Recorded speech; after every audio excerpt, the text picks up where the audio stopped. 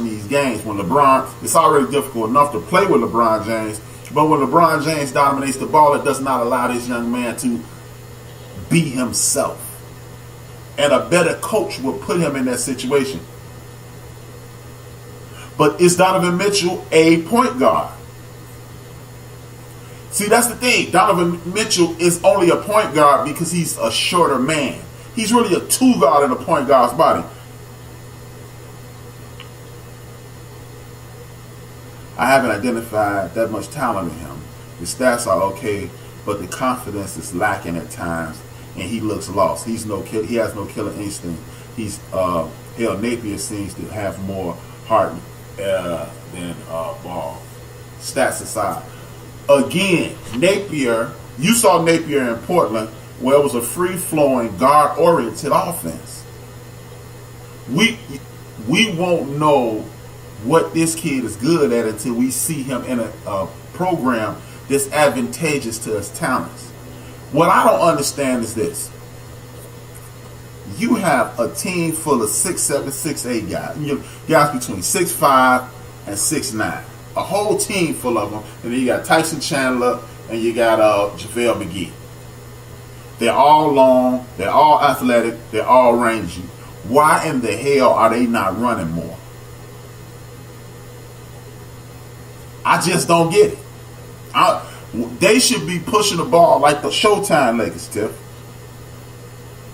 They should be pushing it just like that, and then this dude will blossom. Imagine you got LeBron on one wing, you got Ingram on the other wing, barreling down at you with this young dude who's looking to pass with the ball in his hand. Then you got Kentavious Caldwell-Pope stopping and popping. You got Hart stopping and popping. The Lakers will be damn near unstoppable because then you will look at a situation where they could potentially get back on D like the old Showtime creating. You know another Tiffany Moe, you know another coach that I think will bring the best out of Alonzo Ball? Rick Pitino. Because the team that is currently assembled reminds me of the late 80s, early 90s. The Knicks, they used to call them the Bomb Squad with Johnny Newman, Mark Jackson, Rod Strickland, Jared Wilkins, and that crew with Patrick Ewing and Oakley killing it on the boards and in the post. Spoelstra, maybe. Y'all talking to each other, okay. But yeah, Spoelstra might be good for him too because he needs to be somewhere. Whereas, for one, we preaching defense because he plays defense. For two, pick up the damn pace. And I honestly believe Magic Johnson and Rob Pelinka constructed this team to move faster and play D. That's all. I'm not saying, and that's the thing, Tip, and that's what I really like about being on Spreaker. Shout out to Mo for putting me on Spreaker. Angry Black Man for introducing me to Spreaker, and Mo for putting me on the X Squad because I like this back and forth. It makes it easier. It's a conversation, just not me bellyaching about my opinions and nobody getting the shit airs. So I really like that.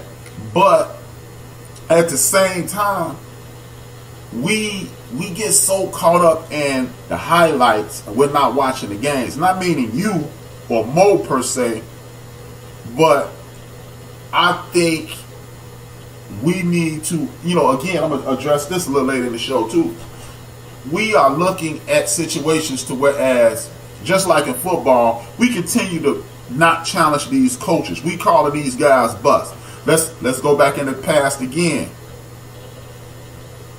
At this stage in his career, Chauncey Billups was a bust until he started working with my man, the late the coach that was the coach up at Minnesota. Can't think his name. He coached Minnesota and he coached the Pistons. He just passed from cancer recently. My main man up there, and then when he got down with the cat who coached the Dallas Mavericks now, and then when he got with Larry Brown, he became Mr. Big Shot. But you have to be able to highlight someone's talents. And we don't have coaches saying, okay, fundamentals are lacking in the league, and it's hard to find players who plays defense. So kudos to him for that. Hey, Flip Saunders, exactly. Flip Saunders. Thank you, Tiff. And we on the same page, Steph. We are on the exact same page because these guys, again, I say this every week. Everybody's playing basketball, and it ain't a lot of basketball players anymore. As much as we like how hard Russell plays and how he goes 100 miles per hour, he is not a basketball player. He's a dude playing basketball. And if anybody don't want to disagree with me, this all I would have to say is this: how many times can a league MVP go down on a team that didn't do so well last year, and the team start to excel? I'm more impressed by the fact that Ball will go rebound, he pushes the break. Exactly. That's why I'm saying, is Luke Walton the dude for this damn job? Because he's really not looking like the dude for the job. Because if Mo and Tiff and H-Rap can look at this and say, man, this kid does a whole lot better in the up-tempo game, and then you got an up-tempo dude, like Mo just said, he's more applicable. His comparison will be more towards the Jason Kidd than, like I said, he's somewhere in between Walton Will. I don't know about that one, man. That dude, He's somewhere in between Rondo and Jason Kidd, which ain't a bad place to be. I would say a more athletic Mark Jackson. Let me know what y'all think about that. But that's why I'm looking at it, man. I don't think this is a situation, and this is why I'm finna go right into Tiffany's team. It's funny that she jumped in first in regards to this. This is a case to whereas the coach is definitely hindering the player. Walton will be out soon. Exactly. Exactly, bro. Excuse me. Walton will be out soon. He's a stopgap at the moment. But the thing is, man, the reason that bothers me, and I need Magic Johnson to hurry the hell up if he's going to replace this dude, because let's be honest. Tiffany, I see you a Portland Trailblazers fan. You from Portland. I got mad love for you. I'm even rooting for your Kansas City Chiefs. I hope they kick my Raiders draws in their ass because I hate my fucking coach right now. Allow me to digress. But this is a perfect example of coaching lacking. Damn, I'm not seeing any of that. He's no Marbury or franchisee. No. I'm not saying, see, Tiff, I'm not trying to say that this dude is the answer. I'm saying, like, okay, I don't know how old you are, Tiffany, but I'm hoping we are reasonably around the same age. So let's go back to the late 90s. Oh, okay, well, I won't root for your bum ass team. But let's go back to the 90s, and we remember when Mark Jackson wasn't on the Knicks, they didn't do so well. And then when he got on the Knicks, they made a turn. Doc Rip, you were born in 93, so you're only 25.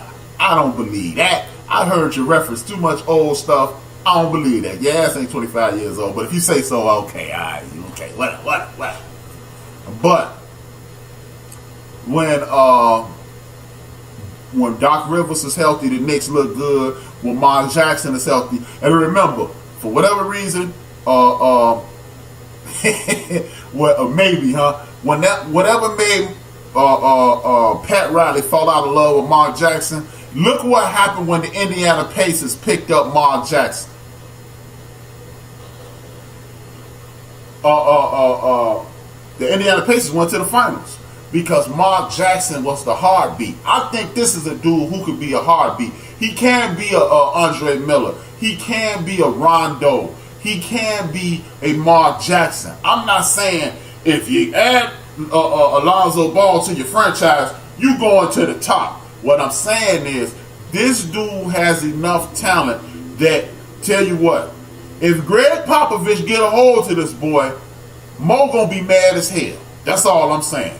Because Greg Popovich is the type of coach that'll tell that boy, do what you gotta do, just run this routine and we gonna be okay. It's just like Greg Popovich didn't force Tony Parker to shoot threes. The dude that Marshall who blew out his knee, they called him slow-mo.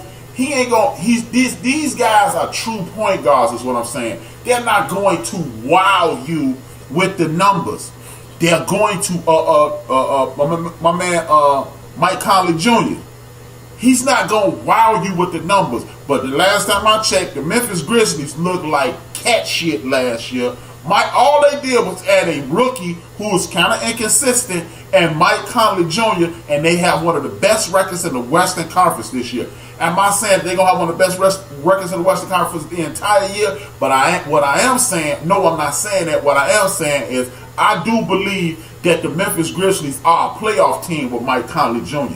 Because no, my number's not off the chain. I ain't finna blade. I'm not finna jump off the screen and be the best dude on the team. But what I add to this mix makes it easy for Marc Gasol. It's gonna make it easy for Jackson and these other cats on the floor. The game is way easier because of me. That's what I'm saying. Alonzo Ball is.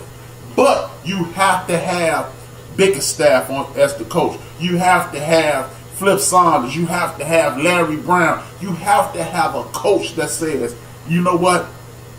I just need you to do your thing, and I'm going to do my thing. And then that's going to allow us to be who we are. With that being said, I think your Portland Trailblazers, even though he's getting drugged through the mud, and he's the biggest bum in the world, and blah, blah, blah, and this, that, and the third, Carmelo Anthony would be excellent for your team. The reason I think Carmelo Anthony would be excellent for your team is this.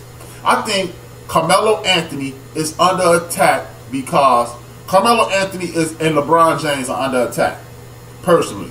The reason I think they're under attack is because of this. They are showing, for one, Carmelo Anthony is saying, I'm an employee.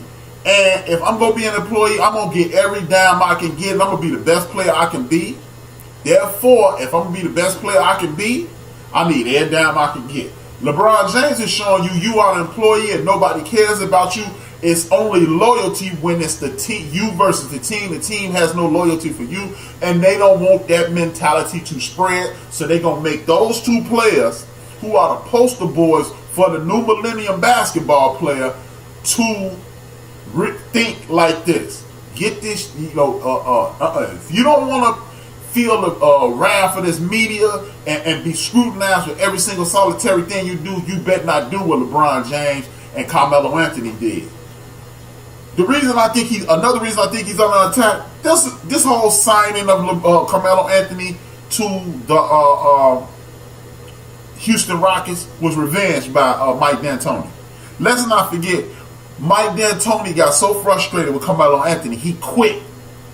He didn't like the coach Carmelo Anthony that much that he quit. So in order to get him back, he sacrificed a portion of his season. Because what was the biggest problem with the Houston Rockets last year? That they took 27 straight three-pointers, missed it, and still lost to the world champion Golden State Warriors by 10. By less than 10. That would tell me and most coaches, we need some type of mid-range scoring. We have to bring about mid-range scoring in order to never fall into a trap of that. So that means you should have created a portion of your offense the same way you did with Nene, the same way you did with Amari. So what's up? What's up? Hey, what's up, Joe? I don't think it was weird. I think it was revenge. If you got a guy who has played in the post and off the dribble and a scorer his entire career, why would you try to turn him into a three-point shooter? That was revenge, and that's why I think he would fit perfectly in Portland. Because you got shooters in Portland. You got the white boy from Michigan, Skauskas, if I got it wrong. I thought Houston was a bad fit because the exact situation. How does anyone expect exactly? How you expect it to work and it didn't work the first time and it did not work, y'all? It was a shitty situation, man. Cantankerous is the word I was trying to say. And what he did was make Carmelo look bad. The reason I think he'll work in Portland because you got the white boy from Michigan, fine it up. You got my man Dame Dollars, fine it up. You got CJ McCullough, fine it up. And if you let Melo float the baseline and they feed him on each side of the block and let him do his thing.